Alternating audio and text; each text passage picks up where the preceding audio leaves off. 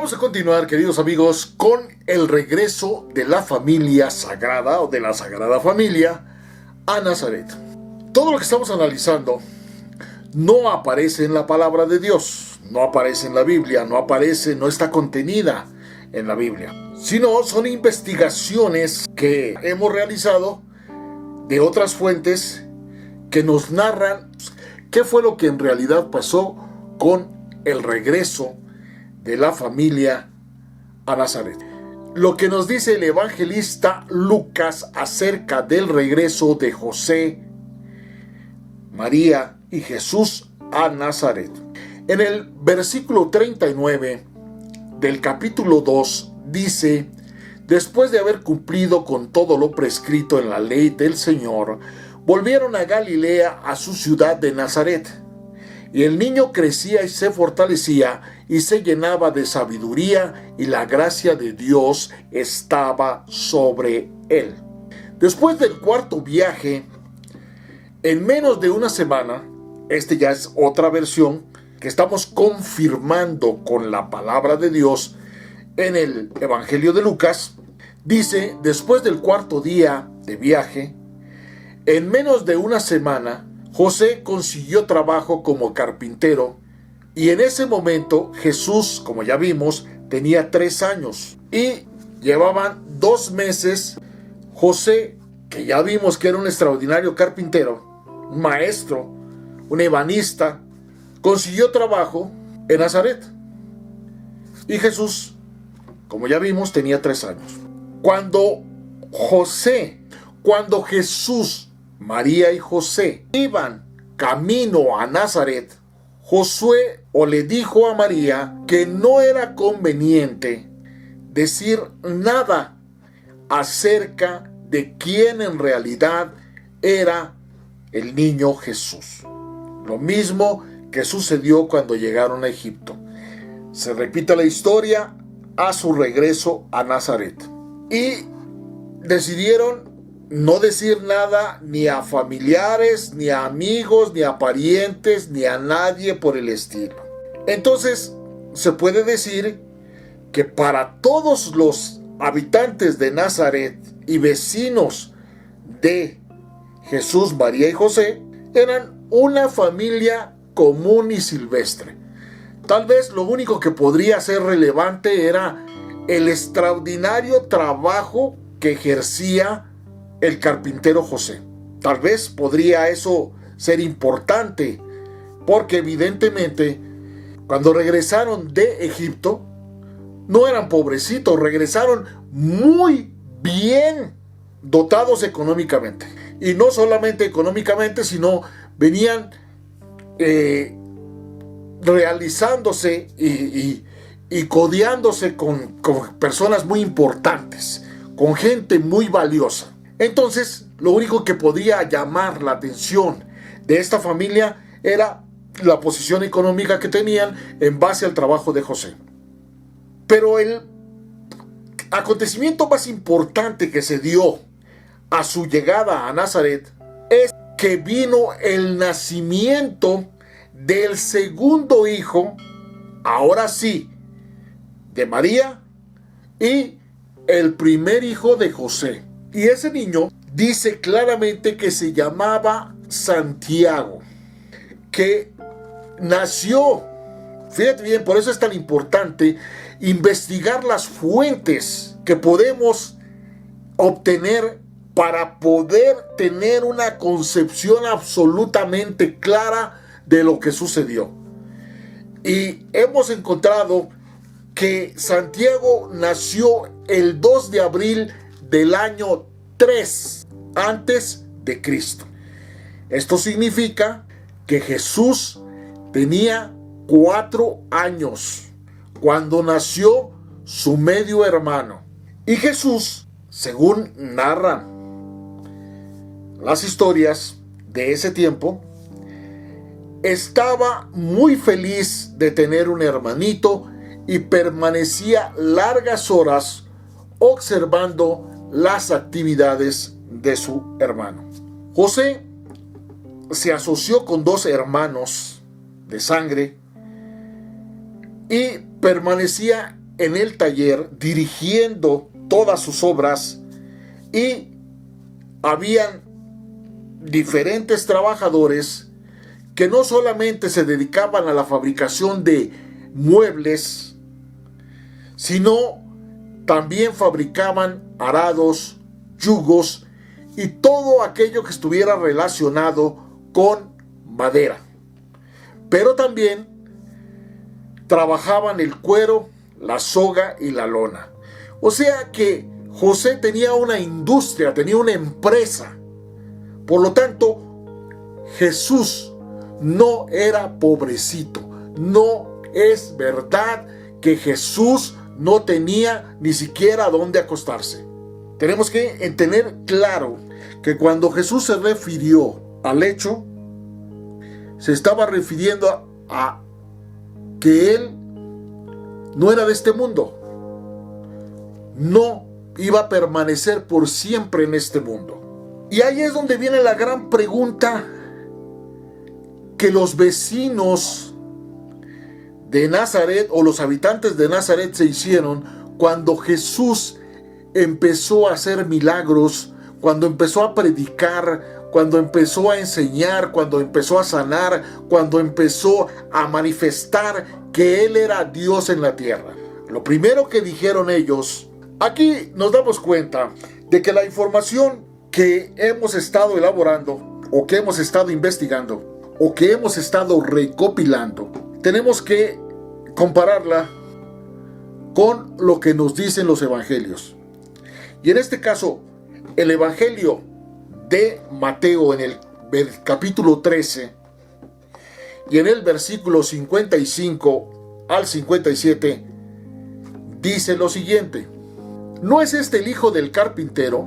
¿No se llama su mamá María? Y sus hermanos son Santiago, José, Simón y Judas. Nótese que en ese momento todavía no había nacido Miriam, otra hija. ¿Acaso no están todas sus hermanas? Perdón.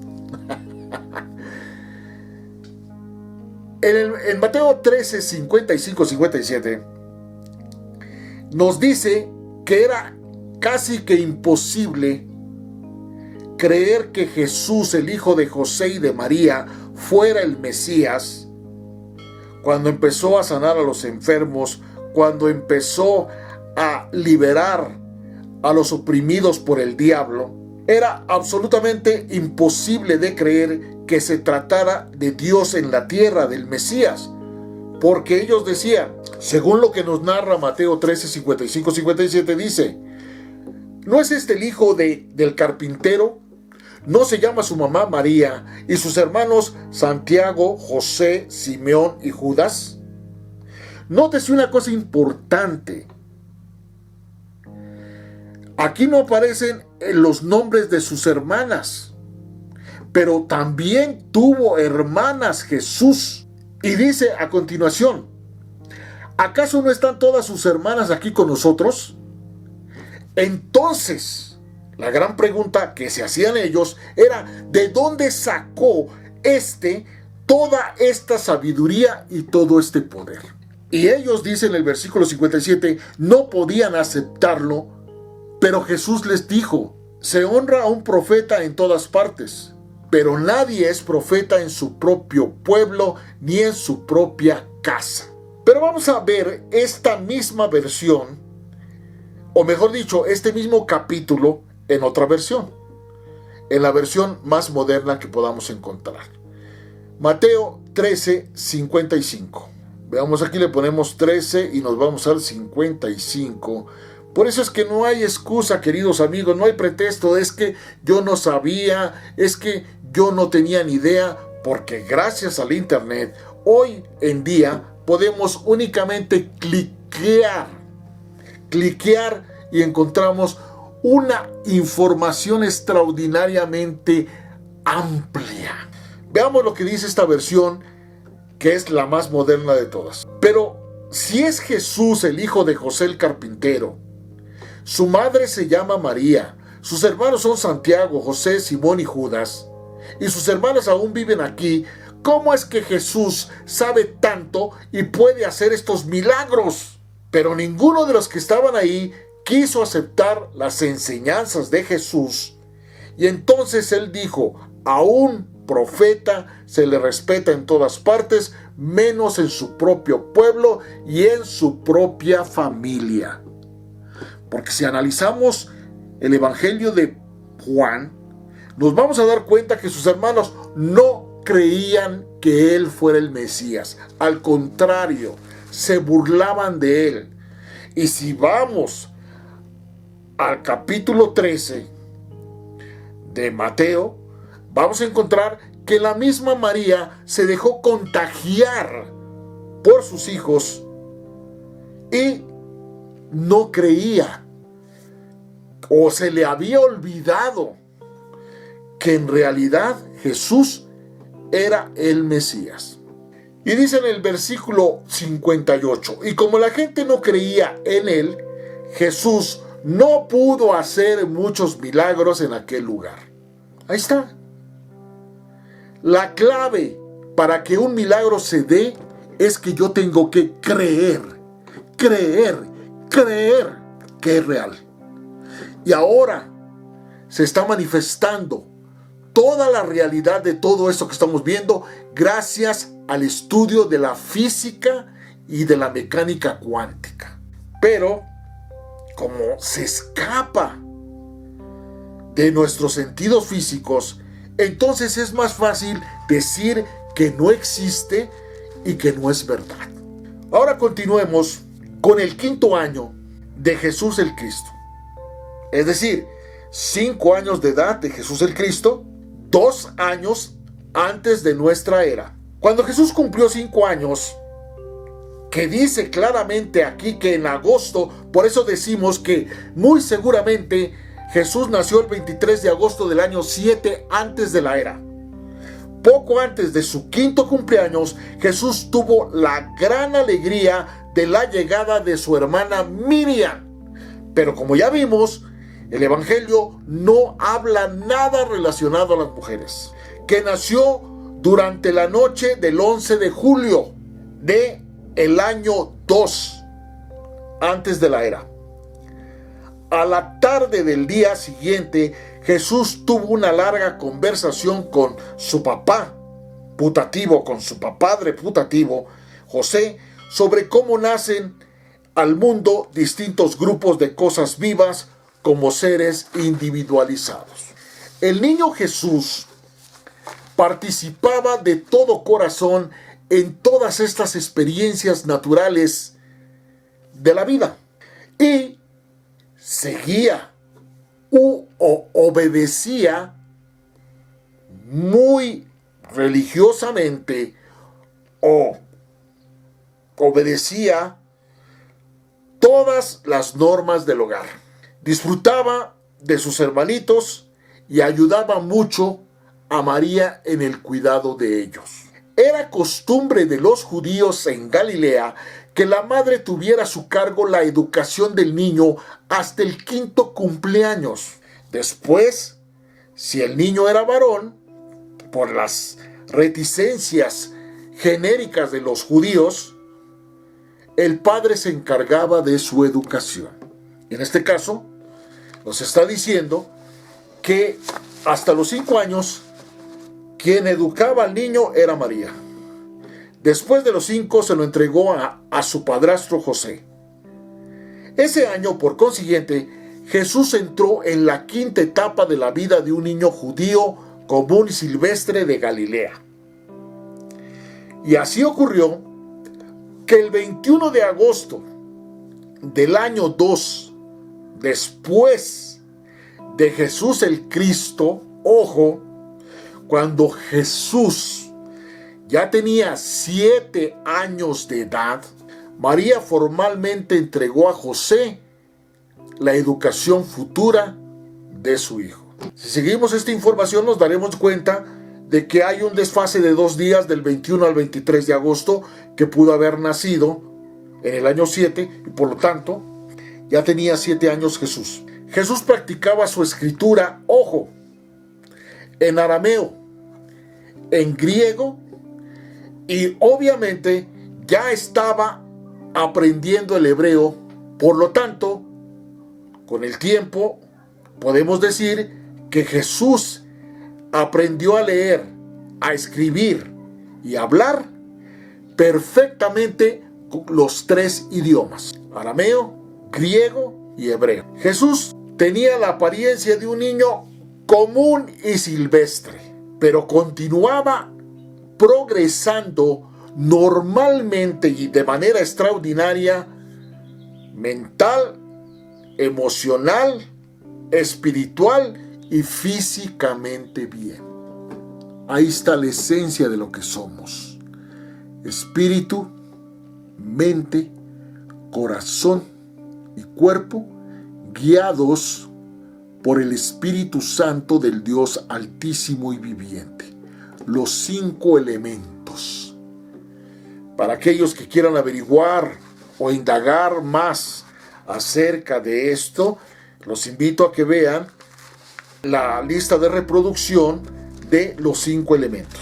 Y entonces vamos a ver qué sucedió o cuáles fueron los acontecimientos del 6º año de Jesús el Cristo.